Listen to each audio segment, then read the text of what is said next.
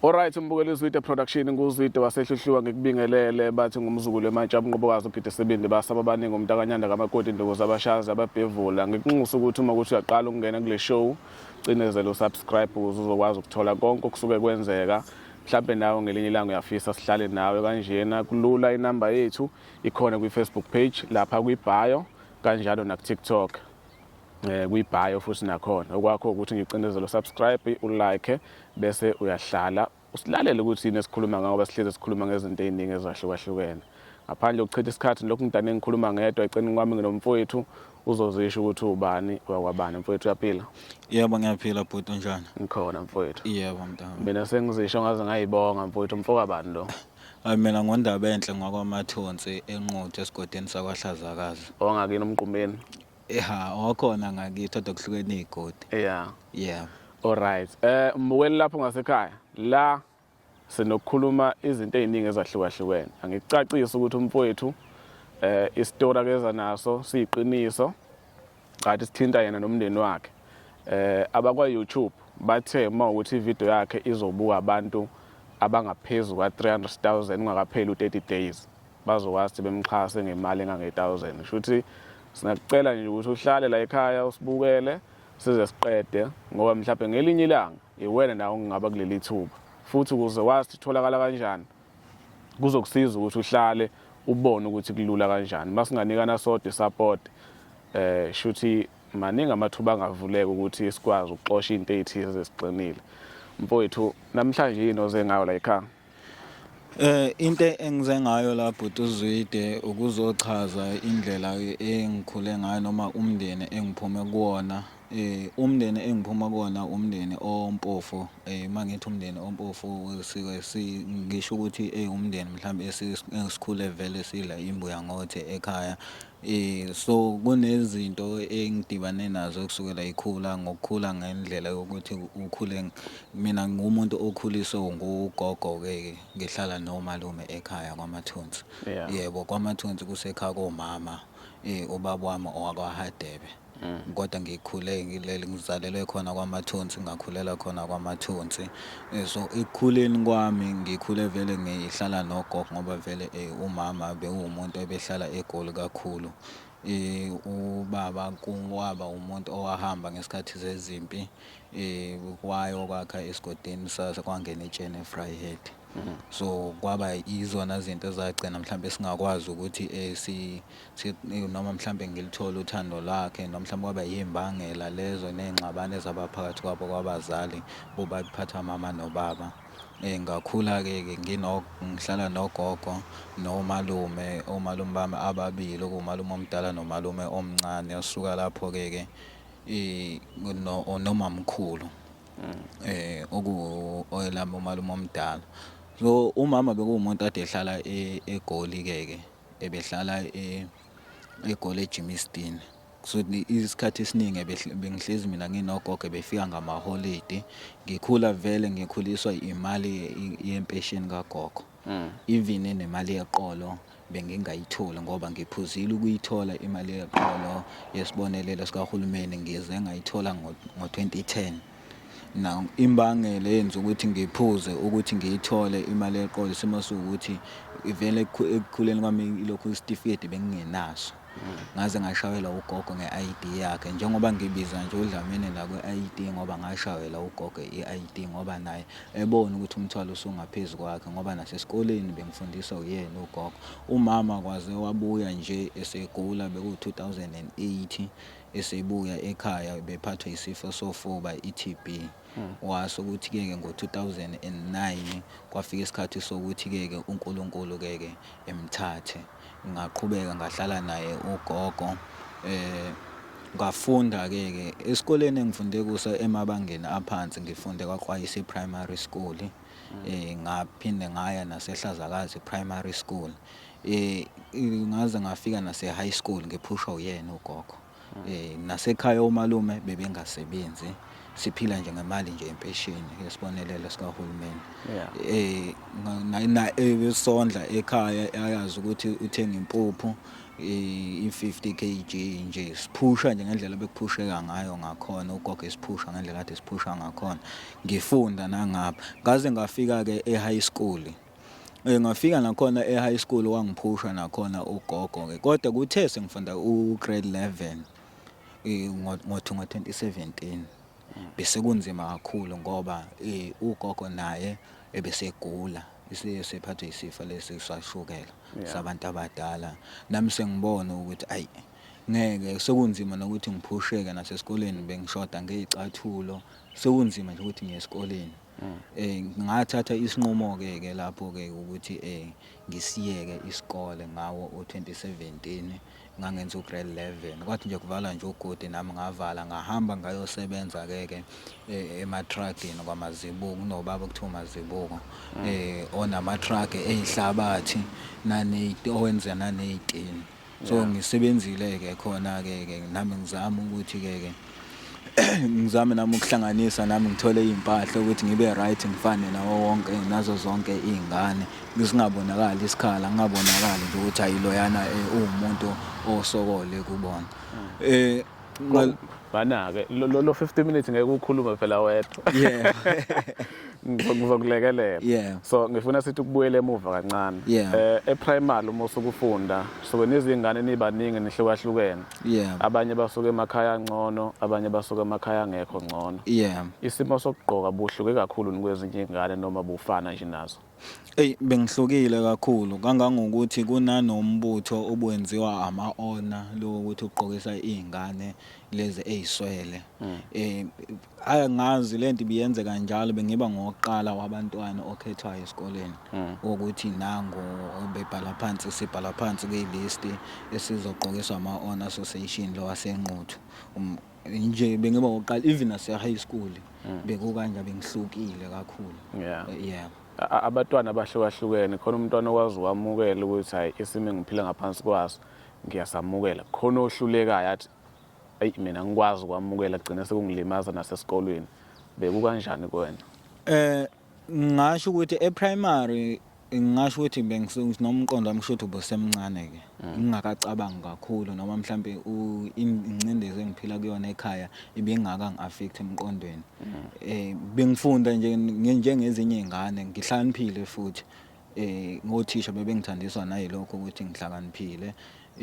Kodwa kuthe sekufika e-high school ngabona nje sesikwa grade 9 bese ngiqala nje nanezinga lokufunda nje sekwehla nama-marks sengithola ukuthi sengiyabizwa oMesinene sebangibizela staff bayangibuza ukuthi ngabe kwenze njani. Yabona nje ngendlela nabo ababona ngayo ukuthi sengiyehla kahle akusafani njengoba beqala unyaka noma ngifika esikoleni akusafani. Lento le igcine nje isingenza nokuthi nakwa grade 10 ngoba ugrade 10 ngawuphinda ugrade 10 ngafeyila wa grade 10 ngawaphasa wonke ama-term kodwa uthi u-term 4 ngawufeyila u-term 4 kwakuyisimo vele lapho vele ugogo nje ngokuthi esikoleni ngasakhona nanokuya ukuthi sengiyahlala nogogo ngoba vele omalume kakhulukazi nje omalume bami nje abantu abayiphuzelayo kuyenze ukuthi behambe ekseni beze beyibuyele ntambama kuphoqa ukuthi nasesikoleni noma kuthiwa kuyabhalwa esikoleni ngingayi esikoleni nginakekele ugogo. And umamkhulu uhlala kwakhe emzini wakhe nezingane zakhe kwaShabangu yabo. Kwesinye isikhathi ukuthi ufika ngalolo suku lolo ephinde futhi ehambe wonke nje umthwalo busele kumina. Mina bekumele ngazi ukuthi ugogo kumele ngivuke ekseni ngimenzele itiye nomdoko ekwazi ukuthi ephuze amaphilisi. Uma ngabe ke kungihambile ngaye esikoleni ngoze ngibuye vele ugogo ke engatholanga ukuya ngasethunjini. Lonto iyagcina isingilimaza ngakhetha ukuthi okungcono ke ngisiyekele nanesikole ngizama impilo ngenye indlela njengoba bengisho ukuthi ngaze ngasebenza kwaMazibuko. Nakhona mangisebenza kwaMazibuko kwathi ngoJuly ngahamba ke kunomunye ubhuti wakwaShelembe uSiphakamiseni owangithatha wathi indoda ke sihambe sengasegoli ukuyozama ukuthi ngeke uthole mhlambe okungcono kunalokhu okwenzayo la ekhaya. Lento le izokubulala usemncane usimende yakhahlazana. kwahamba kwami-ke naye nakhona futhi-ke uma ngifika eGoli akuzange kuze kube lula into eyenzeka nje-ke ngathola umsebenzi wasenkontrakini senza i-regression nje ulokhu ukutshala utshani kabusha ukhipha iy'hlahla siy'tshala ngibhala u-R70 ngosuku kodwa-ke bengubona umkhulu ngoba into ebengiyazi ngoba bengihlala ehostela ngingarenti ngingenzi lutho bengazi ukuthi ngilo 350 enguholayo ngeviki ngiyawubeka then mase kuhlangene u500 ngiyayithatha ngiyithumela ekhaya. Ngifuna uthi ukubuyela kancane endabeni kababa uthe wahamba wayaphi? Ubaba kusho ukuthi ngesikhathi sezimpi kwawumuntu owahamba okwakha e-Vryheid kwangena etsheni. Yebo. Kwawukuthi-ke lapho-ke angizange ngize ngikwazi ukuthi mhlambe ngithole uthando lwakhe ngikhule vele ngumuntu engingamazi. Yeah. Uma uthi ubungamaza uzwa kuthiwa noma wakwambona kancane? Bengizwa kuthiwa. Yeah. Ngiyabona ngikhule vele ngingamazi nje. Kahle kahle indaba kababa into engingayazi. Yeah. Yabo. Ngoba ukumazi kwami ngimaze ngo2010. Nakhona ngo2010 ngimaze komunye umuzi kwaHadebe umndeni wakhona ke ekhaya baba kwakumsebenzi yabo ngambona sakhuluma naye kwawumuntu engathi umuntu ozobuya empilweni yami ezolungisa amaphutha yabo kodwa-ke akazange ukuthi wangineza nenamba yakhe mangabe sengimfonela ifoni akasayibambi mangabe ibanjiwe ibibanjwa umamkhulu umuntu akamganile akashade naye. So ubaba uthe usekhona akasekho? Usekhona. Hawu ijongo lisekhona lisaphila? Yebo usaphila. Mhlawumbe uneminyaka emingaka? Mhlawumbe ngingasho ukuthi 57. Yeah. Hawu baba nawe mamkhulu lapho ekhaya uhleli nendoda ngixolisa uma ngikhuluma igama eliqinile kodwa nje ukuhlala nendoda ezela izingane bese ungasacabanga ukuthi kufanele ikwazi ukuthi inakekele ingane yayo umamkhulu ngizothini uyayazi leyo nto ikuphatha kanjani noma mamkhulu angazi ngakubuza ngithini yazi naye ubaba Nkosi yami nali ijongo walizala ngikuphatha kanjani nje ukukhula uzube mdala unengane ongayazi ukuthi ilala idleni igqokeni iphila impiloni nje umama ke lo hleni naye ubaba mangathiwa wena mama uyadlula emhlabeni ubaba lo asale nengane yakho noma izingane zakho bese kuqhamuka omunye umuntu azofuna ukuthi ahlale naye angabusayinaki izingane zakho uma ucabanga ngafika kanjani nje kuwena lokho ngiyazibuzela nje ngoba kungenzeka lo mbukiso mhlawumbe uhambe ufike nakuyena umbuzo nje lo engibuzayo mangathi uyawuzwa kahle lo mbuzo indodana yakho baba la wayishiya khona uyayazi nawe mama khombisa ukuthi umuntu esifazana oqotho kumuntu ohleli naye ukwazi ukufanele ukwenza kodwa akahlule lapho kuthiwa umndeni ayingena ngifuna sibuye size la e-high school la suthatha khona isinqumo sokuthi uyeke isikole uyachaza ukuthi ngenxa yesimo ugogo wayibhekene naso umuntu uma efika e-high school omunye uyaqonya mhlawumbe angaqonyiwe primary useqala mhlawumbe izinto eziningi nokuganga nokukhohliswa abangani awukazi nokubhekana nalokho ngaleji kwendaba kagogo. Mfethu engingachaza esikoleni yebo phela uma ngabe umfana esikoleni ubushela khona ukushela kodwa ekushiyeleni bengibuye amandla ebephansi ngizathu sokuthi kwesinye isikhathi ngiyibona ngicwasekile kwezinye izingane noma mhlambe nginalokho ukuthi emqondweni ngeke ngikwazi ukuthi ngiyoyishela noma kuthiwa na intokazi ngiyayibona ngiyayithanda yabo kodwa ngingakwazi ukuthi ngiyishele ngesimo sokuthi mhlambe izongithuka mhlambe ngendlela engiyiyona nginalokho nje yabo kodwa angifuni uqamba amanga ngashela esikoleni kwaba yilowo mdlalo ke lo mdlalo osungophela sike sisadlala yabo okwakufufisana nabangane esikoleni akuzange uzokube khona ukufufisana nabangane ngoba bekukhona lokho kade sikwenza phela kokuganga kwezingane ke futhi lokho kungabalekile ke futhi okungokunye engagcina sengibona ukuthi ke ngagcina sengisala ke kukhona ke lokho kuganga ngogwayi ke futhi nakhona bebengitshela ukuthi kukhona obhuti ababefunda ku grade 12 it was 2016 yep 2016 nje ngokuthi bebengibonakala nayinombane ukuthi ke ngumuntu vele oyixakekele kunomunye ubhuti okuthiwa umnqobi wasesigodini sawatshelida khona ngakithi kwaMdletshe oyinayo ukuthi njalo ngebreak ezonginikeza insangu ethi phema nayo insangu uzokhohlwa iyo yonke into yabo shuthi nalento lena yagcina nje singena ukuthi hayi ukuze ngikhohle kumele ngibheme insangu kumele ngibheme ugwayi yabo kodwa ngakwazi ke ukuthi ke ngo2019 ukuthi ngiyeke insangu ngoba ngangibona ukuthi hayi ukuna ukuthi ke nje ayingenzi lento lomfutho lo ngufunayo ke phambili nempilo ke ngagcina ngisele nokubhema ugwayi ke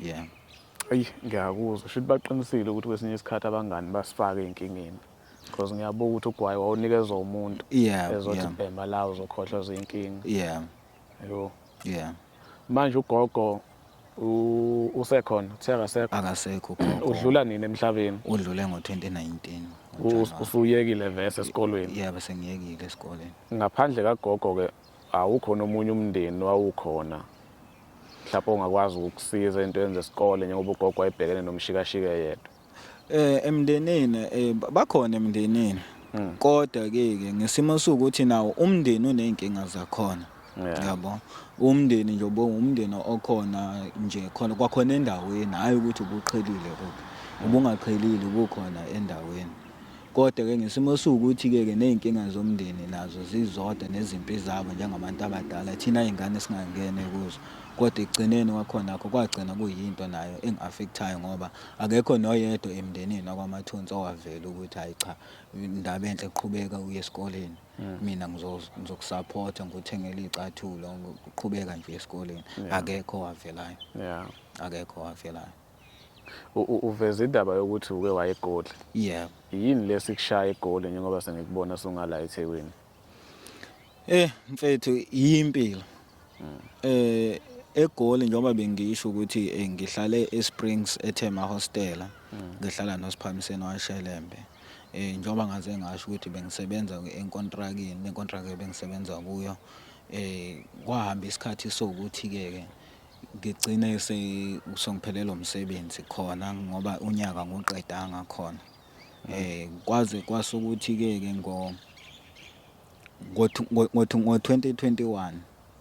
ngo2021 ngathola omunye umsebenzi efemini okuthiwa multiplastic kuphekwa khona iplastic khona bengihola u120 yona lo family iseBhenoni yabo so isimo sokuthi ke izitimela bengasahamba eGoli yabo bese kuphoqa ukuthi ngifune enye indawo eseBhenoni ngisuke eSprings ngoba uqhelile ukusuka eSprings uyeBhenoni yabo ngakhuluma nomunye ubhuti wakhona ngakithi u7 kwaMagobane wathi hayi ngingeza khona ehostela eBhenoni ngizohlala khona yabo ngahlala khona ngisebenza khona ke nginebhadi nje not ukuthi benginebhadi namanje lelo bhadi lisekhona ukuthi umsebenzi angilast kuona yabo ngingakaqedi nje nano 3 months lakhona sesekhona eBhenoni umsebenzi ungiphelele yabo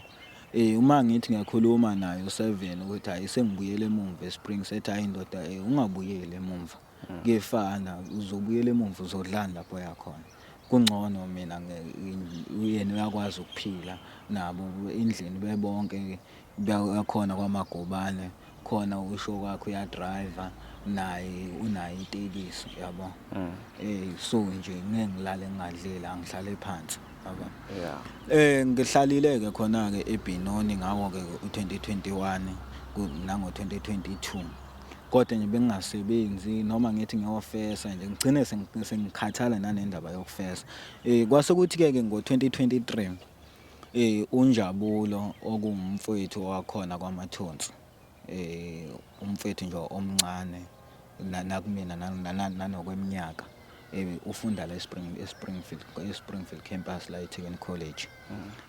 Wathi mfethu eke sihambe seThekwini mhlawumbe impilo izoba ngcono eThekwini. Njengoba ngingahlangana egole eThekwini kukancane ukuthi kuphele u3 weeks umsebenzi ongawutholile. Njengoba mfethu ngifunda kodwa ke sizobona ukuthi somisa kanjani phambili asama. Seza ke naye ngo2023 mangifika ke la ngo2023 ngamaketha ke ngawo ngo2023 yena ebefunda and ngaleso sikhathi leso uNSFAS ubungakaphumi yabo. Kunzima ke nanokuthi ke masithola lo 5 rand wasithenga igwinya ke kunendawo kuthiwa kwajeqe ke lapha eKennedy dayisa amagwinya silale sithenga wona ke lo magwinya lawo sisilale lidle wona lo magwinya. So ngamaketha ke ngaze ngathola umsebenzi eChina City eSports Panel Beat ngigeneral worker khona ke ngibhala ke 100 rand khona ngosuku. Okwami nje bokuthi ke ngishanyele ngibamukeza nalowo mathuluzi lawo abawadinga ipanela ke. Kwaze kwafika isikhathi sokuthi ke khona eChina City ngawo 2023 ilokhuzane ama customer wasezi kahle ngaphakathi for ukuzosavisa imoto zawo. Kwagcina sokuthi ke naye ke laba baloyana ke esekhetha ukuthi eyivale ipanel beater yakhe. Ngawo ke 2023 ngasuka futhi ngawo 2023 ngayomaketha ecar wash lela ngase Food Lovers. Ngazi noma yayazi indlela ngiyibona. Ngasebenza ke khona ke nakhona ngihola u80 rand ke khona. Uhola 80 rand. 8. Yebo. Khona ngosuku. Ngosuku. Swashe imoto kuyona ke la car wash. Ngisebenzile ke khona ke until kwaze kwashaya uJuly. Nakhona ngoJuly kwafika umfowethu usifunda kwaXulu ohlala khona eKennedy kodwa wasemtuba ngokuhlala uwenza umsebenzi weroofing. Wangithatha ke ngayosebenza kuyena ke uNdondo wakwazi ke naye ukuthi engiholele imali engango 150 ngosuku. Khona ekufikeni kwami la eThekwini impilo ayizange izibe lula.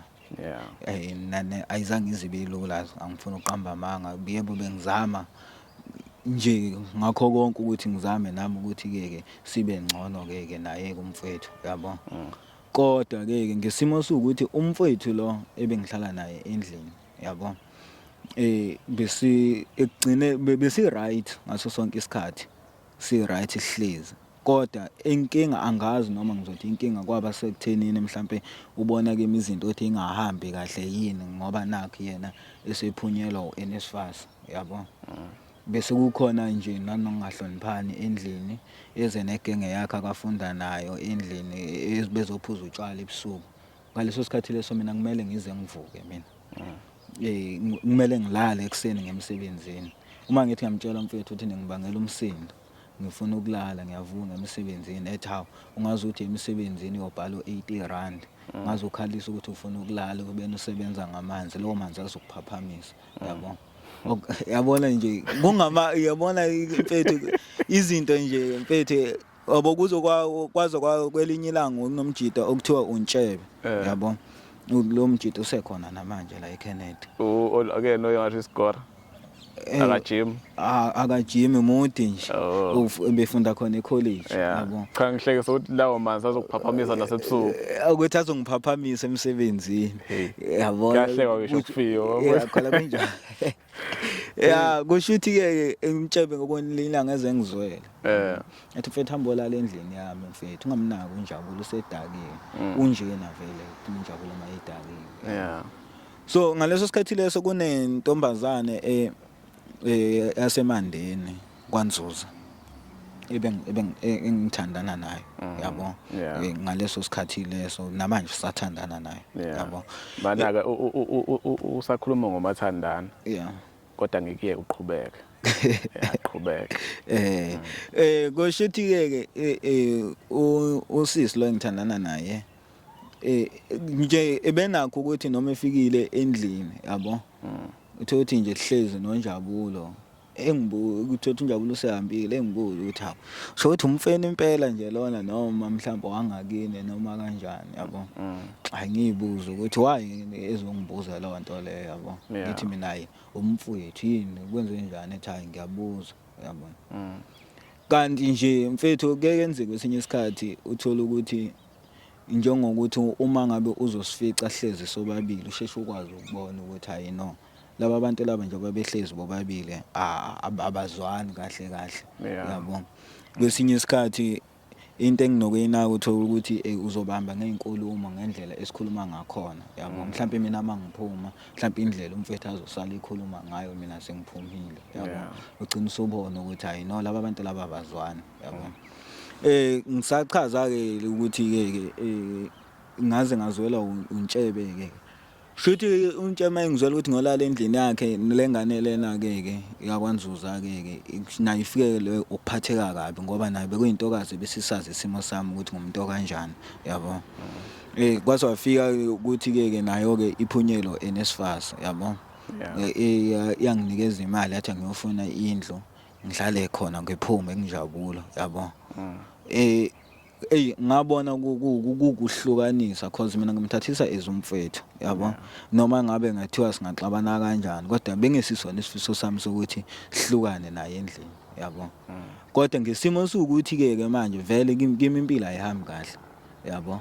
Kuyaphoqa ukuthi ngimthobele lo muntu lo ngoba nakho khona akuphethe esandleni yabo. And umuntu engithandana naye yabo. Ngakwazi ukuthi ngifune ke indlu ke agcina ke sesihlala ke sobabili ke endlini ke naye ke le ntombazane yakwanzuza endlini yabo. Kodwa ke impilo ibingasafani bese kunomehluko yabona. Sengikwazi ukuthi noma ngikwazi ukuthi ngiphinde futhi ngihlanganise lo mali ehlanganayo ngikwazi ukuthi ngifakele ekhaya ngifakele nengane ekhaya yabo. Ingane oyifakele ekhaya kabani? Yami. Izalwa uyena usisi lo noma omunye engangithandana naye. So njengamanye ingane vele unazo zingaki? Zimbili. Ilese emakhaya nale la eThekwini. Nazo ibiza isibongo lesothe sakaDlamini. Kodwa ke isikahlahle isibongo ezisibiza isibongo sakwaMathunzi kodwa ngesimo kuma ID wazo zibiza izibongo zaseKhagoma wazo. So nje kwaba kanjalo ke mfethu njoba namanje still impilo nje ayihambi kahle. Hambe ngibamba ama piece job and into enzima ke njengamanje umthwalo ngendlela okhona ngakimi. Ngonyaka ondlule ngoDisemba kulonyaka esisoka u2024. NgoDisemba kuvele inhlekelele kuona lo muzi engoshoyo kwaMathunzi engikhulele kueKhagoma. Kwafika iphepho yabo. Zaphephula zonke izindle ekhaya. Mayiphephula zonke izindle ekhaya kwasala indlu eyodwa yakwagogo kuphela. Zonke lezi ezinye ama flat nje lawa ke ebakhiwa aphephuka wonke kwasala indlu yakwagogo. Kwafika ke ikhansela ke lafika lathi ikhansela kumele lizoya kwamasipala liyocela ukuthi kuzoxhaswa mhlambe sizothola iRDP indlu yoxhaso. Lahamba lo muntu wakwamasipala malibuya labuya lathi ayibathe abakwamasipala bazoletha imaterial yabo. Kuze kube namanje yabo akukho okulokhuzile akukho abakwamasipala abasakwenzile kuthulekile yabo. Okungumsebenzi onzima kimi ukuthi njengoba nakimi engahlangani lutho etohweni sabathe ngiyazama nangapha ngiyamaketha lutho ngithola lo piece job leyo yokuthi lelo viki lelo lo 2 weeks loyo kuyaphela futhi nakhona lo 2 weeks lo mangabe ngobambile so kunzima kumina ngoba manje obviously le mali le mangabe ngiyithola kumele ngirent yabo. Kumele ngifakele ingane imali yobisi imali yamapampers yabo. Ingane yami bekuma ithi 1 year nge10 May kulonyaka kulenyanga le. Bekuma ithi 1 year vele isadla amapampers vele le endala vele yenza ugrade 1 njengamanje yabo. Kodwa izinto zomthwalo akukwazi ukuthi awukho umsebenzi ostable engitholayo ukuthi lo ngakwazi ukuthi ngibudget ngawo mhlambe ngikwazi ukuthi ngithenge lelo blocks lelo ngiqhubeke ngovusa umuzi wasekhaya. Masiya la kwezokufesa ufesa ngeID kuphela noma khona isicucu esithize mhlawumbe wasenza? Mfethu asikho isicucu enginaso. Yabo. Angifuni ukuqamba amanga, asikho isicucu enginaso. Into engifesa ngayo i-ID kuphela, yabo. Njengomuntu onganayo imfundo Yebo, ephelele. yebo. Isiphi isicucu uthi uma upatanisa uthi yazi ngifisa ukupatanisela sona but sigcine singahlangani? Mfethu isicucu mfethu engisifisayo mfethu ukuthi kahle kahle ngoba umsebenzi engiyibonile kuwona ukuthi noma ngisebenzile kuwona noma ngiphinde engikwaziyo ukuthi banokungibiza nakhona kuserufini kwenza iroof. Yeah. Yabo. Into engifisayo ukuthi mfethu nami egcineni ukuthi ngikwazi ukuthi ngithole leyo mali leyo ngihlanganise, ngikwazi ukuthi ngenze lezo certificate lezo i-CK yonke into ngikwazi ukuthi ngiyimele nami ngibe usubman. Ngikwazi ukuthi ngibeke ukudla etafuleni. Yeah. Ngiyakuzwa. Manje la kwezokwakha ngibona abanye abafowethu bakhe imjondolo. Yeah. Nawo umjondolo ngomunye abantu abawushayayo noma ukwazi ungaba nethalente lokwakho umjondolo nje uqede. Umjondolo ke angaze ngize ngithi ngakhela abantu, yabo. Kodwa nje umuntu njengokuloka unomfethu usakhile wasemtuba wakwandlela emtuba, yabo. Wayengicelile ukuthi angimenzele umjondolo, yabo. Angamenzela futhi nakhona nje nokuthi manje umuntu engathini umuntu okhona naye empilweni yami okwaziyo ukuthi engilekelele, it's not ukuthi ngangibheke ukubenefita kuyena, yabo. Njengoba nje kumanje ngibhekene nenkinga yokuthi indlu lebengihlala kugcine ngakwazanga ukuyirentela, yabo. Kwafela esithenini uma stand nayo usekhathele ukuthi njalo kumele ngibikele izitori yonke into wathi kunomuntu ozongena, yabo. Kodwa ube sekwazi ukuthi ethi mfethu awuhambe uyocopha kule yandlu leyana, uyohlala kule yandlu leyana, izinto zizoze zibe right, yabo. Okusho khona ukuthi ngenkathi ngize ngimsiza ngimakhela umkhukhu ngangisiza kwamina uqobo ngoba wona lo mkhukhu lo ususize mina ekugcineni, yabo. Ngiyakuzwa. Awuvele washo into ehlukile yazi. Bengitsho ethi uzogijima uye ngapha ko security kanje. Amajongo amaningi ashaya i-security. Kodwa ke ngiyayithanda into oyishoyo ukuthi usho lokho obonayo ukuthi uyakuthanda futhi ukwazi ukukwenza kangcono. Yeah. Mhlawumbe nje khona umuntu la unekhampani thizeni uyabadinga abantu abenza lo msebenzi owushoyo. Yeah.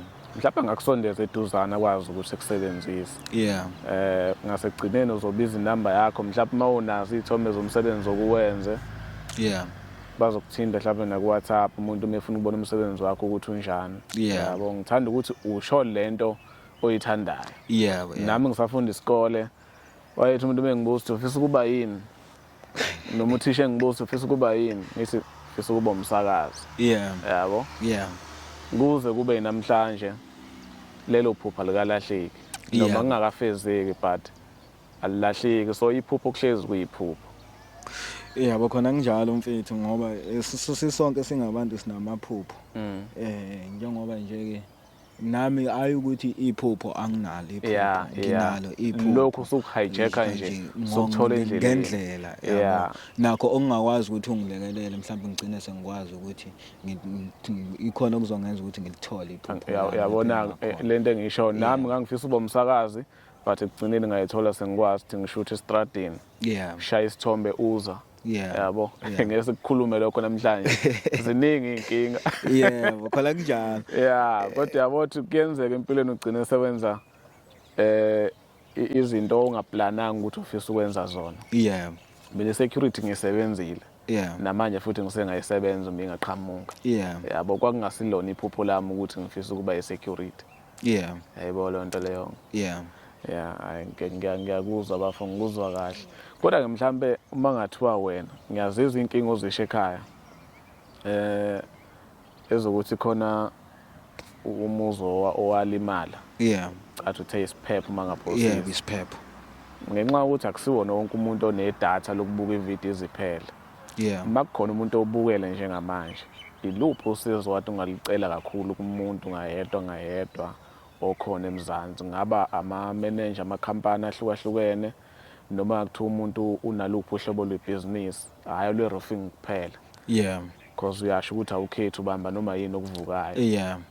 iluphi nje usizo obungalicela kumuntu obukele ukuthi cha mengakwazi ukuthi elekelele empilweni yakho uyafisa ukuthi alekelele ukuyikhulumela nje futhi nabantu. Yeah. Yeah. Bhuti uZide mina engufisayo njengamanje njengoba izinto zikanje ngiyafisa ukuthi mhlambe mangakhona umuntu mhlambe ongathi mhlambe engisiza mhlambe ngomsebenzi ngoba angikhethile ukuthi imuphi umsebenzi yabo ngeke ngithi ngathini angisuyena umuntu ngeke ngithi lo angufuni umsebenzi lo ngiyawufuna yabo ngisimo sokuthi ke ngoba ngumuntu vele osamukela ukuthi angikwazanga ukuthi ngifunde yabo. So ngumuntu vele ukuthi kumele ngize ngisebenze kanzima ukuze ngithole into engiyifunayo yabo. Into engicelayo ukuthi mangabe kukhona noma ngabe kuthiwa ukushanyela ke eJardini ke akunankinga noma ngithiwa garden boy akunankinga yabo. Uma ngikwazile nje ukuthi ke ngikwazi ukuthi ngilale ngidlile ngikwazi ukuthi ngilokhuze ngondle izingane lezi ezimbili nokulungisa ikhaya. Ngicela ukuyisho le yazi isikhathi esiningi nginokubona amanye ama-comment athi Zwide wena usiza kakhulu abantu besifazane. Akukho njalo. Kwesinye isikhathi ngicela imbokodo uyishayele izandla. Maye ngibhalela ikhaya ngibe nesisoka kakhulu ukudlula abantu besilisa. Abantu besifazane isikhathi esiningi abangibhalelayo uthi into yakho uyifunda isheshe icace ukuthi lo muntu uthini. Enye into elimaza abantu abasuke bengibhalela mawuzongibhalela mina ngenhloso yokuthi wena ufuna ukuthi ufakelwe imali iyona into ekufeyilisayo leyo ke. Mina uma ngafunda imessage yakho ngabona ukuthi uza ngomqondo ukuthi ufuna ukushayelwa imali vele ngabe ngisaqeda ukuyifunda. Bese kube sengathi uZwide insizwa uyayiziba. Cha ngiyizibi ezinye ayinaso isisoka. Mhlawumbe abaningi bahlezi beyibuza ukuthi yindaba kwenzakalani. Ezinye ayinaso isisoka but kwisisoka sakho uma uzoveza imbono engiyibona ukuthi unesifiso sokuthi ushayelwe imali. Mhlawumbe uzothi une-car wash ufisa ukuba nomshini othize bese ubalula ukuthi ufisa ukushayela imali. Mina kuyangilimaza lokho because imali iyakhulumisa bafowethu. Iyakhulumisa imali.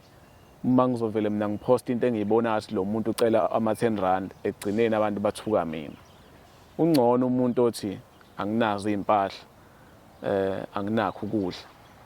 Mina ngiye ngithi makhona one-10 kg ye-rice angayihambisa makhona onempahla angayihambisa. Sekuzosuka kumuntu mase egoli ukuthi cha aye ngifake nali 1000 angifake nawo 500 ungaqondi inqo emalini.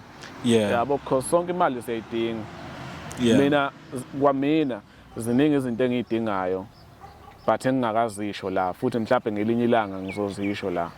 Ingakho ngiye ngingasaba ukuthi ngicelise umuntu usizo ngoba ngelinye ilanga mhlawumbe kuyocela mina yabo. Mhlawumbe uma kusizekele wena namhlanje wasebenza.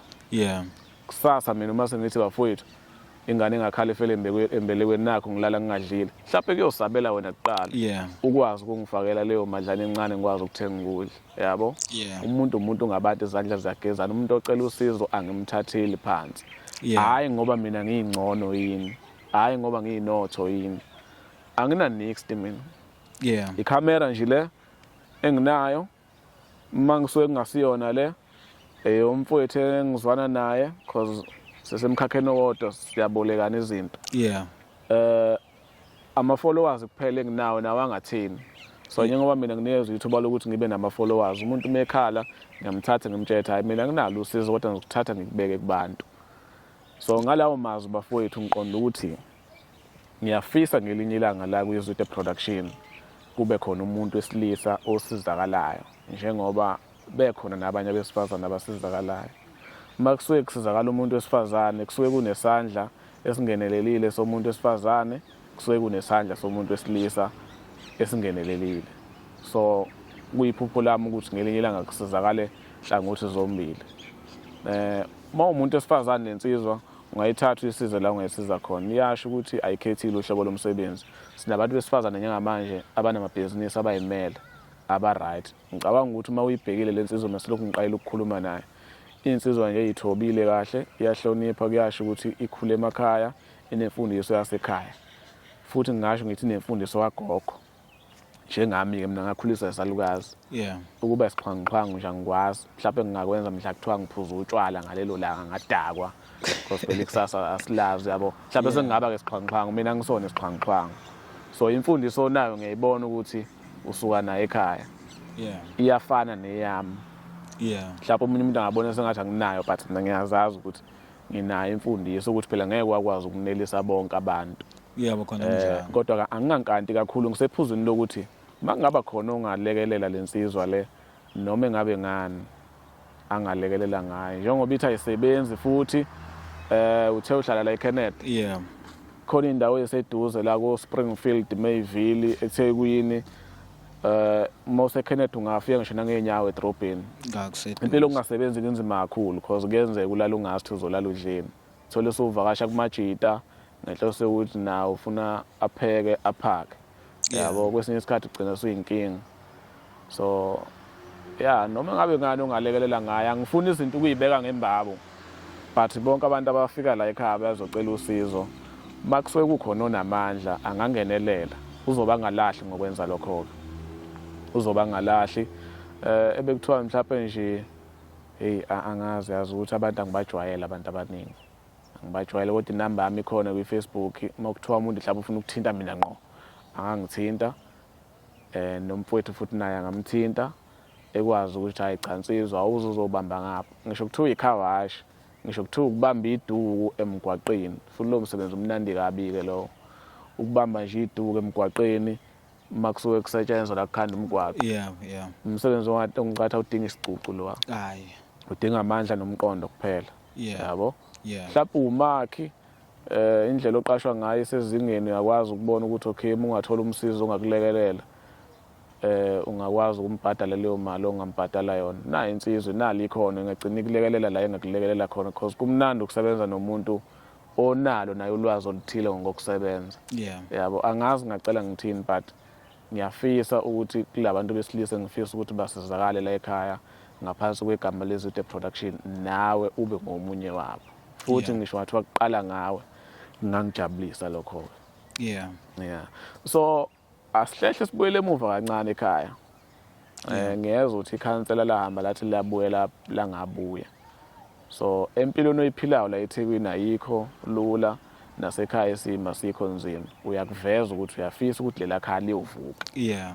yeah so mhlawumbe mathi ukhuluma nomasipala bangakini noma singazi Nkosi yami ukuthi bangangenelela but inhlanhla zabantu ayifani mhlawumbe khona umunye umuntu ongathi awube ngayazi ke le ndaba yabo ngekhaya lakini kuphi kade ungakudlulisa kumasipala wangakini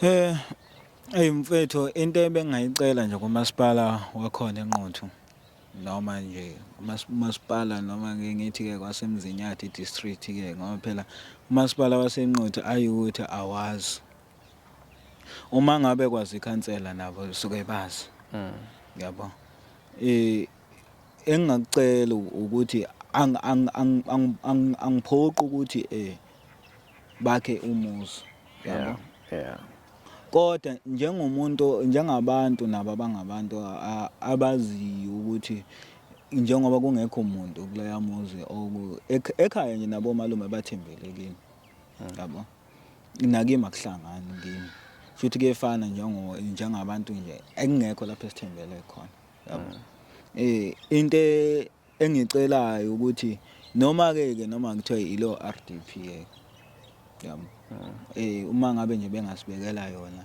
ngabe sebesisize kakhulu ngabe sebesisize kakhulu ngabe abasizanga mina kuphela ngabe sebesize even nomndeni wami even nezingane zami nazo njengoba nje into ebhlungu mfethu kahlahle bhuti uZwide ngiyibeke nje kucaca ngokusobala njengoba ngikhulile ngingaka nginabantwana abawu2 yabo lo qala ngamthola ngo2019 yabo kwawukuthi ke sahlukana ke nomama wakhe ngezimo ke zokuthi ke kwagcina sengenelela nogogo wangane phakathi kwethu yabo ngesimo sokuthi esebheka ukuthi lapha yana ibhoda liconsi yabo izinto ezikanjalo sagcina ke sehlukene yabo umntwana naye ohlala ekhaya koma wakhe uLubanzi yabo uLubanzi ingane yami lokuqala yabo ihlala ekhaya koma wayo iza ngoba izongibona uma bengisekhaya yabo.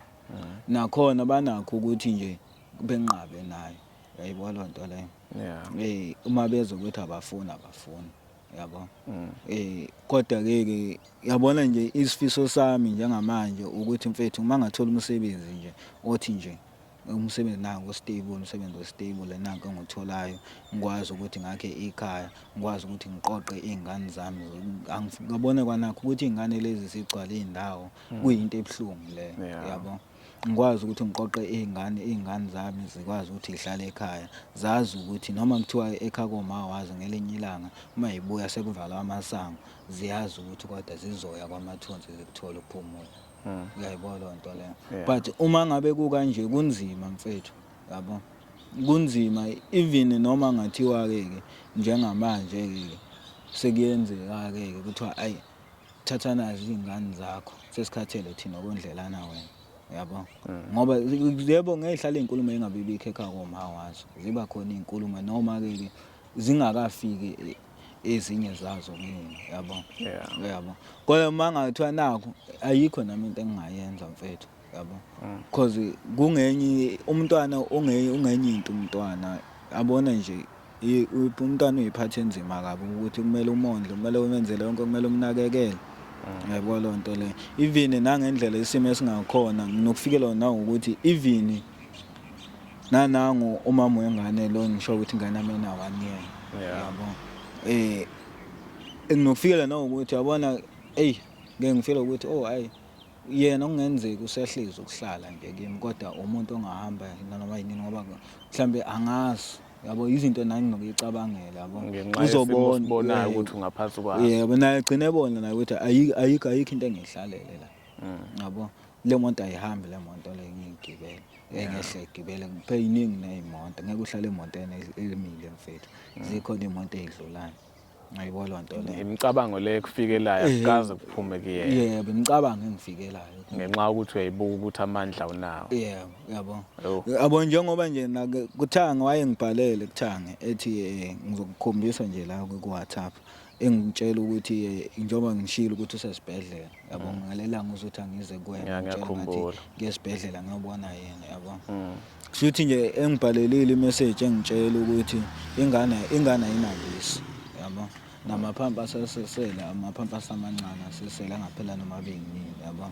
Ucela ukuthi ngizame yabo. Ngamtshela ngathi akukho lapho engizozama khona yabo. Akukho lapho engizozama khona sengizamile.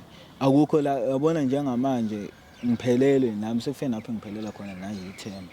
So ingane incela idemu. Yebo. Ngiyayibona loo nto leyo. Iy'mpahla zokugqoka sinjani isimo, iy'mpahla inazo noma nazo kuyashoda.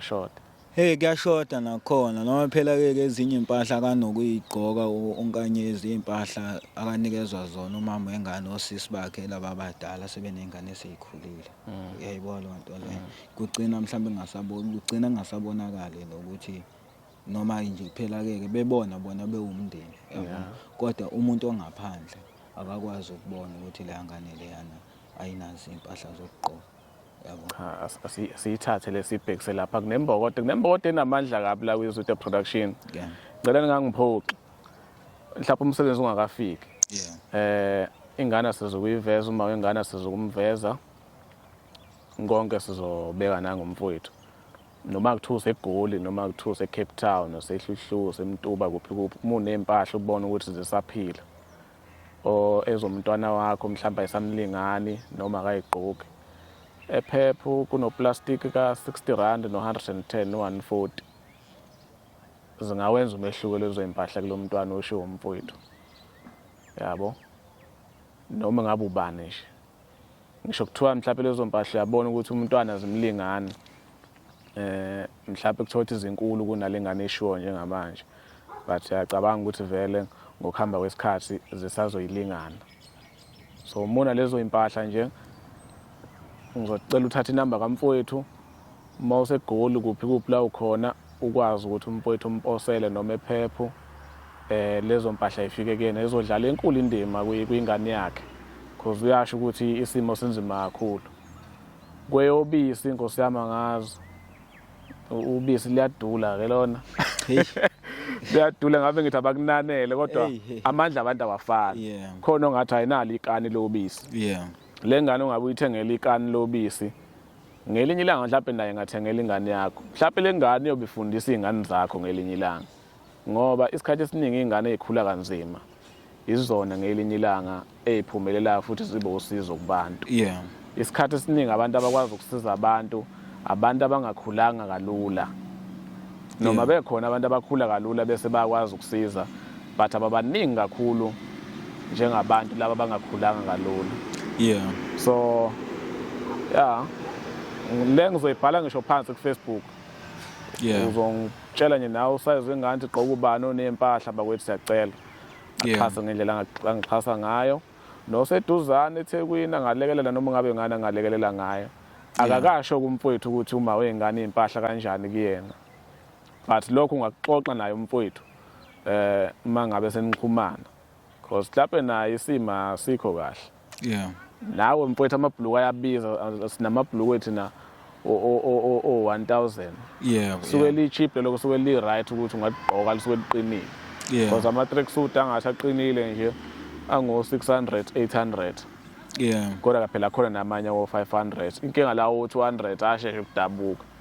Yeah. Kodwa nje ngale kwane nani bafowethu umfowethu into akayicela ngendlela engimuzwa ngayo mina umsebenzi wona ongakwazi ukuthi uqaqe zonke inkinga akabhekene nazo. So noma ubani obonayo ukuthi angayinikeza insizwa ithuba lokuthi ikwazi ukubeka isinkwe etafuleni, ikwazi ukuthi ngelinye ilanga ivuse ikhaya, angayilekelela mfowethu. Ikhamera ingakacishi 50 minutes sesikhulumile kalokho. Yeah. Kuyisifiso sami ukuthi le video ibuka abantu abawu 300,000. Yeah. Mayibuka abantu abawu 300,000 showcase abaka YouTube bazonginikeza 1,000 lokuthi ngikunikeze. Yeah. Mayehlulekile ukubuka abantu abawu 300,000 kulo 30 days angeke kuze kwenzeke lokho. So iZwide production ngifisa ukuthi mina ikwazi ukuthi idlale indima empilweni zabantu abaningi. Yeah. Izinto ezifana nalezi ukuthi ngithi umuntu akeze sizokhuluma naye la kube khona imali abaka YouTube abaxhasa ngayo, ngisazokwenza lokho kuyikhathi zithi kuba nkulu. Yeah. Mangenzekanga njengamanje but ngelinye ilanga kuzogcina kwenzekile. Lezo production singakwazi ukuthi sithengele ngayo imindeni ukudla ngelinye ilanga. Yeah. Futhi mhlawumbe ngakwazi ukuthi yakhe imjondolo igcine sekufikelela endlini. Yeah. Yabo wonke umsebenzi ukukhula ngokukhula. Yeah, bakhona njalo. Nginaso isifiso sokuthi ibeke isinkwe etafuleni ekhaya but hayi kimi kuphela nakwabanye abantu because ngiyayazi impilo yokuswela. So njengoba sengamonetizwa abaka YouTube basho ukuthi okay mawukuthi mhlambe kunenamba okwazile ukuyishaya so sizokwazi sekunikeza okuncane. Lokho akusafihliwe. South Africa yakwazi konke bekufihliwe phambilini. Yeah. But njengamanje akusafihliwe abantu bayakwazi lokho. So uma ungabe uxhasile ngokucinezela usubscribe la ekhaya wabuka wangayidlula imakethe usukudlala enkulu indima. Yeah. Ukuthi sikwazi siqhubeke sisebenze umsebenzi ososebenzayo. Mfowethu mhlawumbe nje elokuphetha ongaphetha ngalo ungathini? Engaphetha ngakho nje bhuti uZwide, okokuqala nje ngidlulisa ukubonga kakhulu kuwena. Cabanga ukuthi asazani inawo mangale nje ngekhole yakufanele ebusuku nje. Yeah. Yabona. Ngibonga nje kuwena ngokuthi ungayiphakamisi kumina, ungangibukeli phansi, ungilalela ukuthi ngabe ngize ngahani ngizothini, uphinde futhi nesicelo sami usamukele. Yize-ke wabe usuchaza ukuthi ube usiyikhipha iposter amashisane ngezimo ezithize obuyigwema. Yebo. Kodwa nami ngabona kuyingqayizivele yethuba okungenzeka ukuthi njengoba nesimo nje sikanje mhlambe nalelo 1000 lo wenza umehluko kumina. Yabo. Ilo wenza umehluko njengoba nje kumanje isimo nje sibheda. Ngihlala nomzala lapha endlini, umzala naloya wejezele blue. Yabo. Umntwana nje osemncane ngo2006 loya. Nje khona umsebenzi besibambe kuwona ke ngamthatha ke ngokuthi bekufuneka abantu ngamtshela ukuthi akeze ekhaya. Yabo ingane kaMalume le ihlala ekhaya koma wayo nayo. Yabo. ngamtshela ukuthi akeze sizobamba nakho lapha kuvela ithuba lana emsebenzini bafuna abantu afika-ke isimo-ke sokuba nebhadi-ke ngalimala ngasikeka lana nje kuney'teshi yabo ngalimala ngasikwa igrinder-ke kwafika isikhathi sokuthi siphambane-ke namandiya-ke engafuni ukukhokha even nemali esasiyisebenzile awazange eze yikhokhe yabo so saxabana-ke nawo-ke so nje kwagcina sengibhlokha-ke ngagcina ngiluza kanjalo-ke even nemali yami ngayiluza kanjalo yabo yeah hayi mfowethu ngiyakuzwa ngikufisela inhlanhla ngale kwe-1000 esingazi noma liyoqhamuka ngani la noma ngelizoqhamuka but iqiniso-ke ngiyalenza kubantu mina nawe bafubale uma ngiyifake namuhla ividiyo ubale ukuthi 30 days inamba ngiyilahla uma silahlekile inamba yakho la ngizothula ungifonele wena ungayeki ukungifonela ngayi-answer ngefoni usho ukuthi hawu Zwide nawu 300k iwushayile iqiniso ngiyolenza futhi ngcono ubonile nala engihlala khona noma singesibatshela abantu ukuthi ikuphi kodwa nje bethi ngikufisela inhlanhla ngale kwalelo 1000 engikufisa kakhulu ukuthi wazi ukuthi uthola umsebenzi nami mhla wathola umsebenzi wena nami ngingavuleka inhlanhla kimi nami ngithola umsebenzi because uma usuke usiza umuntu kwesinye isikhathi uyisiza wena njengoba wena udinga umsebenzi nami ngiyawudinga uma ungawuthola mhlawumbe nami ngingawuthola mhlawumbe ngabe sengitshelwa wena ukuthi Zwide awuzofaka ngala kuyafeswa yabo so ngeke ukuthi konke ufisa ukuthi kuhambele wena phambili ukhohlwa abanye abantu noma kuthiwa into uyayidinga but mfisele nomunye into so wethu sesikhulumile isikhathi ade sikaliwe le sizoyikhuluma njengamanje ngoyithatha ngoyifaka ngasekuqaleni le video ibalulekile ukuthi uma ibuka abantu abawu-300,000 uzothola imali engango-1000 ngicela ucela abantu ngenhliziyo yakho yonke yabo lento ezokhuluma la manje izongena ekuqaleni cela abantu ukuthi ucela abangayidluli le video bayibuke ukuze uthole lo 1000 ngibingelele ngiqalele futhi ngiyanxusa kakhulu bakwethu ngiyanxusa bonke iZwide Production ekwaziyo ukuthi bekwazi ukufika umsebenzi wayo ufinyelele kubona ngiyacela kunini ukuthi ningayidluli le video nibuke bakwethu ni-view ni-subscribe futhi ngiyacela ukuthi nilalele ningiphe nje indlebe ningilalele ukuthi ngabe ngithini usizo lelo engilicelayo ngilithole ngale kwaleli 1000 leli lokuthi manje ngithola ama-views awu-300k ngizothola le 1000 kodwa nje ngifisa kakhulu ukuthi ngisizakala ukuthi ngithole noma umsebenzi noma kuthiwa ukushanyela-ke baleni noma kuthiwa ukuwasha imoto as long nje uma ngabe ngisebenzile ngiyabonga kakhulu hayi siyabonga kakhulu mhlawumbe uma ukuthi nawe ngelinye ilanga uyafisa ukuthi uzohlala nasi la ekhaya kwiZwide Production kulula awukhokhi ngisho elincane isent kumahala uma kusuke kungekho le business ukusiza abantu bafowethu